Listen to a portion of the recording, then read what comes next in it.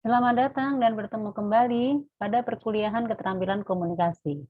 Hari ini kita sudah masuk kepada pertemuan 12, 13, dan 14. Adapun materi yang kita akan sampaikan pada hari ini adalah menyusun bisnis plan. Kenapa pada kesempatan ini kita akan menjelaskan atau membahas tentang menyusun bisnis plan? Karena ini ada berkaitan dengan praktek untuk kegiatan public speaking atau presentasi di depan kelompok masyarakat atau audiens yang dalam jumlah yang banyak. Nah, kenapa juga kita harus membuat sebuah business plan? Karena memang target Anda adalah kita semua akan diarahkan menjadi seorang entrepreneur atau mampu menjelaskan proyek atau bisnis atau rencana bisnis yang kita miliki, sehingga rencana bisnis itu harus disampaikan kepada masyarakat dan masyarakat akan mau menerima dan sepaham dengan rencana bisnis yang akan kita buat atau kita bangun. Baik, tujuan pembelajaran hari ini adalah ya diharapkan kepada seluruh peserta perkuliahan atau mahasiswa mampu menyusun perencanaan bisnis sebagai materi untuk melakukan public speaking atau presentasi di depan kelompok audiens dalam jumlah yang banyak. Nah, kita akan membahas dulu tentang apa itu bisnis, karena ini juga penting nanti dalam menyampaikan public speaking Anda di depan masyarakat atau di depan audiens, Anda harus menjelaskan bisnis itu apa, kenapa Anda membuat sebuah business plan, karena itu juga akan membantu Anda atau mengajak atau menggiring Anda, audiens untuk bisa mengikuti atau fokus kepada penjelasan yang akan Anda sampaikan. Berikutnya, kita juga akan menjelaskan di sini bahwa rencana bisnis itu adalah, yang pertama adalah bisnis plan itu merupakan dokumen tertulis yang merinci seluk-beluk usaha atau bisnis. Nah, di dalamnya mencakup status saat ini. Status saat ini itu adalah bisnis itu memang sesuai dengan kondisi saat ini dan sesuai atau diharapkan akan mampu memenuhi kebutuhan masyarakat di masa yang akan datang.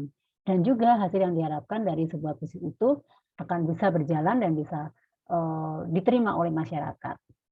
Nah, dalam membuat proposal bisnis itu ada beberapa hal yang kita perhatikan agar bisnis itu atau proposal itu menjadi baik dan mudah dipahami atau diterima oleh audiens, yaitu pertama harus dibuat detail singkat dan padat. Kedua, terorganisir rapi dengan penampilan menarik. Yang kedua adalah rencana yang menjanjikan, hindari melebih-lebihkan proyeksi, artinya kita tidak perlu menjanjikan ke masyarakat atau ke audiens itu hal-hal yang terlalu tinggi atau yang tidak masuk akal, tetapi kita harus memberikan sesuatu yang realistis, spesifik, dan kita juga tahu target pasarnya siapa, fokus bisnis kita adalah apa, jadi memang tidak bisa secara general, tapi supaya kita tahu, masyarakat tahu sesuai dengan kebutuhannya. Yang dimaksud fokus itu adalah seperti itu. Dan bagaimana membangun tim di dalam penyampaian bisnis itu, ya membangun manajemen yang baik juga. Selanjutnya, nah hal mendasar yang perlu dilakukan dalam membuat proposal bisnis yang tepatnya akan disiapkan atau disajikan dalam bentuk presentasi, yaitu pertama ya harus diawali dengan ide bisnis. Karena tanpa ide bisnis ya kita tidak akan bisa menyampaikan sesuatu yang bisa diterima oleh masyarakat. Otomatis ide bisnis itu mengajak kita atau membawa audiens itu ingin tahu, penasaran dengan usaha yang kita bangun. Nah, kedua, ide bisnis itu sebagai jawaban kebutuhan saat ini yang tadi disampaikan bahwa kondisi saat ini seperti apa, yang diinginkan masyarakat seperti apa. Dan Anda memang tepat membuat proposal bisnis ini karena Anda sudah memiliki kemampuan, memiliki keahlian, memiliki pengalaman, memiliki kompetensi yang mampu menyusun sebuah proposal atau menyajikan ide bisnis itu sebaik mungkin.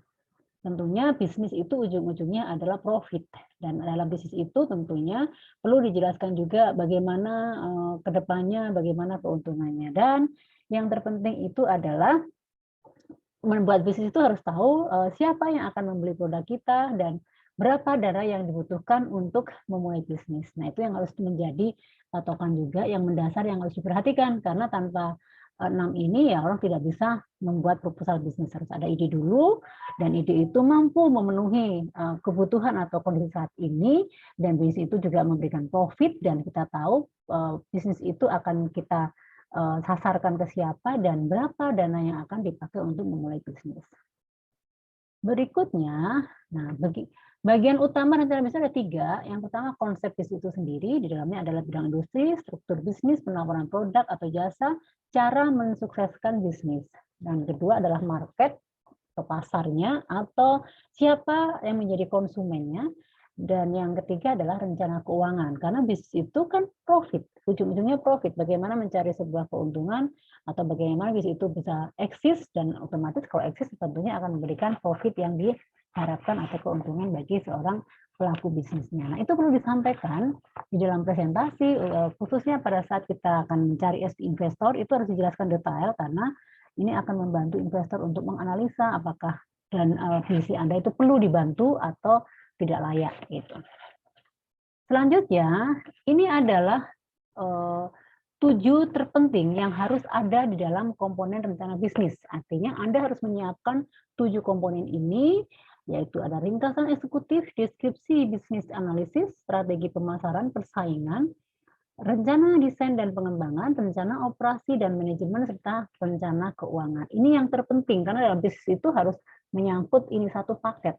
Ya, tidak hanya ide saja, tidak ada uang saja, tapi ada ide, ada persaingannya, kita harus melihat persaingan yang ada, kita juga harus mampu atau memiliki manajemen yang bagus, dan juga tentunya ada bagaimana mengelola atau proyeksi keuangan yang disiapkan dan untuk perkembangan yang akan datang. Nah, berikutnya, apa yang harus ada di ringkasan eksekutif? Ringkasan eksekutif itu adalah mengisikan atau memaparkan adalah konsep bisnis itu sendiri secara ringkas, jelas, dan padat. Terus membuat visi misi perusahaan, tentunya kalau bisnis itu ya ada visi dan misinya perusahaan. Nah, terus produknya itu apa? Produk konkret, produk barang atau jasa. Terus yang berikutnya adalah tentang menjelaskan tentang persaingan saat ini, misalnya saat ini banyak kuliner, makanan, minuman seperti kopi, ya kan, ayam fried chicken dan sebagainya itu kan menjadi hal-hal yang mudah dijalankan dan banyak menyambut di mana-mana. Nah, itu dianggap sebuah persaingan kalau kita mau memiliki bisnis yang sama. Nah, kita banyak sekali ide-ide, misalnya kalau di bidang IT yang sekarang saat ini lagi viral apa, yang lagi ngetren apa. Nah, di antara yang sudah ada itu apa yang belum, apa yang membedakan supaya kita bisa masuk dan kita bisa membuat sesuatu inovasi yang membedakan dengan ini. Dan itu harus dijelaskan, dan itu pada saat presentasi harus meyakinkan, harus dibuat bagaimana audiens itu memiliki tingkat penasaran yang tinggi sehingga bisnis Anda itu akan diminati. Nah, terus strategi pemasarannya seperti apa dalam kondisi apalagi kalau pandemi itu yang cocok seperti apa, itu dijelaskan dalam ringkasan eksekutif. Tidak terlalu banyak, 1-2 halaman sudah cukup. Nah, berikutnya adalah gambaran perusahaan. Nah, bisnis itu tentunya dianggap sebuah tempat atau wadah atau perusahaan ya di mana kita harus punya nama, label ya.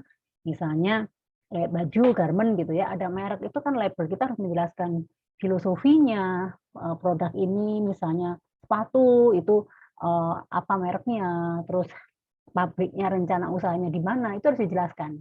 Walaupun sementara pakai rumah sendiri tidak apa-apa, tetapi harus ada jelas ya, karena kayak seperti ibaratnya kita buka warung itu kan harus ada alamatnya, kan ada nama warungnya, rumah makan Padang, rumah makan Tegal, rumah makan Sunda gitu kan. Nah, itu semuanya ada namanya, ada alamatnya. Nah, badan hukum tentunya ya untuk sementara tidak perlu, tetapi kalau yang sesungguhnya itu harus ada badan hukumnya, artinya tercatat, mau dibuat PT kah, CV kah, dan sebagainya. Terus menjelaskan visi misi perusahaan, terus menjelaskan gambaran umum tentang produk itu sendiri. Tadi di depan kan sebagai ringkasan, kalau ini agak lebih detail tentang produk itu, misalnya makanan, minuman, kelebihannya apa, kalau misalnya baju, istimewanya apa, gitu kan, dan sebagainya. Kalau jasa juga bisa ya, jasa servis dan sebagainya, apa yang membedakan, mungkin harganya lebih murah, lebih dan sebagainya. Nah, perkembangan saat ini artinya ya itu kaitannya dengan persaingan ya. Nah, perkembangannya artinya gini, kebutuhan manusia saat ini masih memerlukan nggak produk-produk yang sejenis dengan yang akan kita rencanakan. Nah, ini ya status hukum kepemilikan ya, sekali lagi kalau misalnya masih ini harus ada ya, karena itu legalitas, supaya apa? Nanti menyangkut brand, kalau misalnya usaha itu berkembang, kalau tidak ada status hukumnya itu panjang. Nanti nama Anda akan bisnis Anda akan bisa dicomot oleh orang lain, didaftarkan yang lebih legal adalah yang orang lain tersebut. Nah, itu harus hati-hati kalau kita memiliki bisnis kecil apapun, diusahakan untuk dilegalkan. Ya, membuat CVPT itu sebenarnya nggak terlalu mudah, tidak terlalu mahal, tetapi sebetulnya keseriusan saja. Orang-orangnya kadang menganggap, wah baru mulai nggak perlu. Sebetulnya perlu, ya. Itu sebetulnya karena umurnya panjang juga, dan itu bisa kita kembangkan untuk kedepannya. Selanjutnya, strategi pemasaran. Jadi di sini bisnis Anda itu harus memiliki strategi ya, karena kita harus tahu targetnya siapa, harganya berapa, kita mau promosi dengan cara apa, ya kan? Peluangnya seperti apa. Jadi kita harus membuat strategi-strategi yang direncanakan agar bisnis kita itu bisa berkembang, bisa diterima masyarakat, konsumennya tepat apa tidak gitu ya. Kita menjual misalnya produk-produk IT, tapi sasaran kita anak SD, ya itu tidak tepat, strategi tidak pas, targetnya tidak pas. Nah itu tidak apa namanya, tidak akan membantu atau justru bisnis kita nggak akan berjalan. Artinya bisnis itu mempunyai konsekuensi dan kita tahu ini sasarannya siapa, ya kan? Apakah anak SD, apakah orang menengah ke atas, ataukah orang-orang yang belajar apa namanya background-nya IT atau orang-orang segala umur, itu kan tergantung dari produk tadi, dari produk atau bisnis yang kita bangun itu apa. Selanjutnya adalah analisis persaingan. Nah, ini yang perlu kita ketahui, persaingan itu berarti kan kondisi saat ini bagaimana. Bisnis itu sudah ada apa sebelumnya? Karena bisnis itu bisa menciptakan yang baru, real, belum pernah ada, atau ATM, amati, tiru, dan modifikasi. Itu boleh. Asal ATM itu tidak ATM plek-plek gitu ya, tetapi ada inovasi, ada niche, ada ceruk yang membedakan atau sesuatu yang beda dengan yang lainnya. Keistimewaannya apa?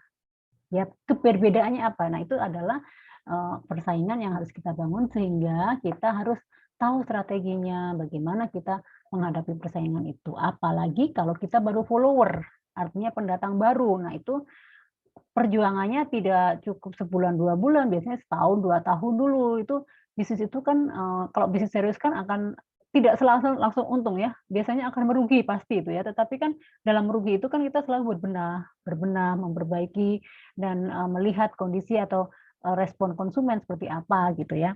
Jadi, ya selamanya kalau bisnis itu nggak pernah selamanya dari awal tuh langsung go lancar, itu tidak. Ya, orang akan dikatakan profit itu biasanya setelah 2-3 tahun baru terlihat profitnya, modalnya akan kembali, seperti itu. Nah, di sini maka akan ada rencana desain dan pengembangan. Nah, tujuan jangka panjangnya apa, jangka pendeknya apa, kenapa? Bisnis itu harus setiap saat ada inovasi.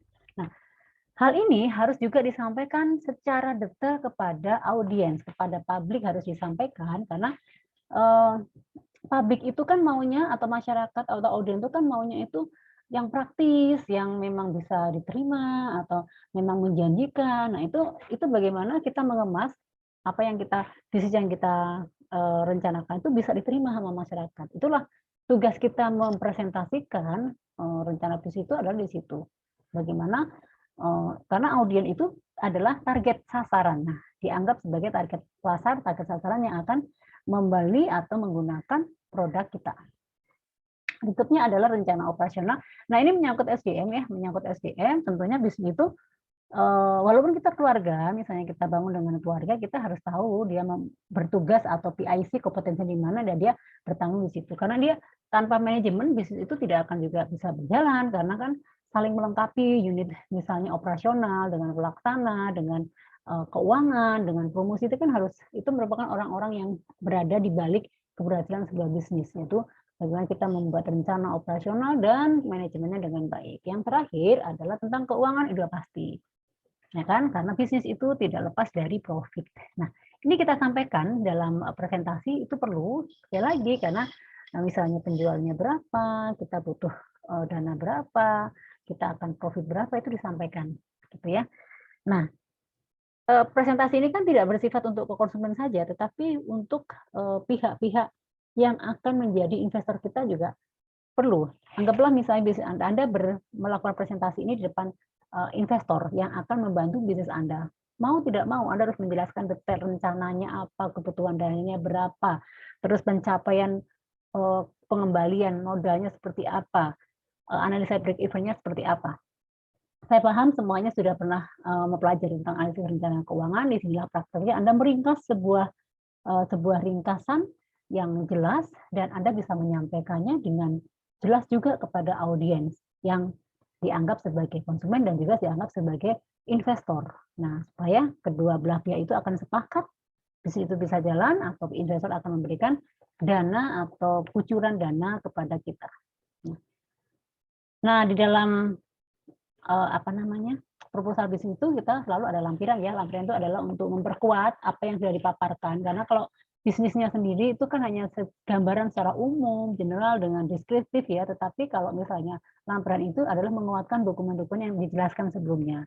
Misalnya ada foto-foto, bukti-bukti produk yang kita akan bangun, bisnisnya seperti apa, terus perhitungan-perhitungan keuangan, dan kontrak-kontrak yang mungkin sudah kita bangun, atau misalnya surat-surat rekomendasi, legalitas, dan sebagainya itu.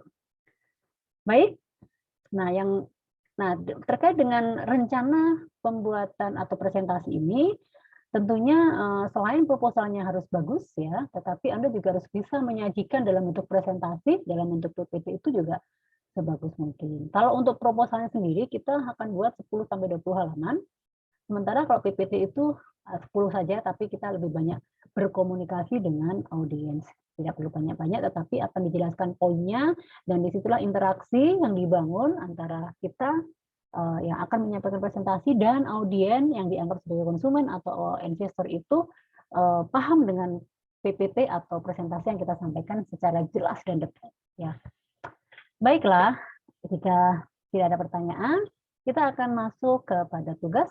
Ya, tugas ini dipersiapkan untuk memenuhi ujian. Ya, Anda diminta untuk membuat rencana bisnis atau bisnis plan dengan 10-20 halaman. Di sini sudah saya tuliskan, nanti bisa kita kembali ke e-kampus ya. Anda juga harus menyiapkan video sepanjang durasi 5-7 menit yang akan dinilai adalah perform, cara komunikasi, penggunaan bahasa verbal, non-verbal, gestur tubuh, gerak-gerik, terus kontak, bagaimana kita berkomunikasi kepada audiens, itu yang akan nanti ada penilaiannya. Baik, dengan demikian perkuliahan hari ini saya cukupkan. Kita kembali ke kampus untuk bisa melanjutkan tugas kita, dan semoga materi ini bisa memberikan manfaat, dan kita akan ketemu lagi di pertemuan yang berikutnya. Terima kasih. Salam semuanya.